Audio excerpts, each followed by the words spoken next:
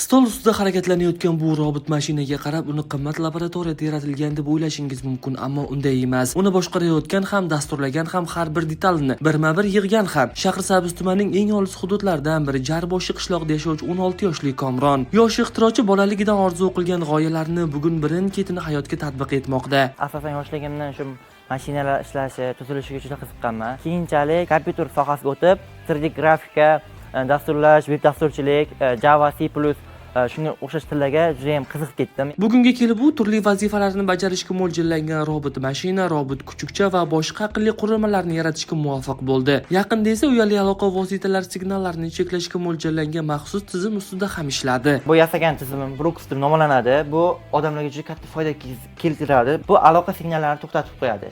Ya'ni xuddiki mana kimlardir telefon bilan gaplashyapsiz va o'rtaga qanaqadir signal tushib, ikkalaringizning ham ovozlaringiz bir-biriga eshitilmay qolyapti. Buni masalan davlat imtihonlariga ham ishlatish mumkin. Chunki davlat imtihonlariga ko'plab insonlar, ya'ni o'quvchilar o'zi bilan har xil turdagi mashining mikrofonlar yoki kichik kolonkalar olib kirishadi va bu qurilma orqali ularni o'sha aloqa signallariga katta xalaqit beradi va ularni uzib qo'ya oladi signaldan. Har bir ixtiro ortida yuzlab soatlik mehnat, izlanish va sinovlar yotadi. Ba'zan qurilma birinchi urinishda ishlamagan, ayrim detallar esa qayta-qayta yig'ishga to'g'ri kelgan. Ammo qiyinchiliklar Komronni ortga qaytarmadi. Aksincha, har bir muvaffaqiyatsizlik unga yangi tajriba va yangi g'oyalar berdi.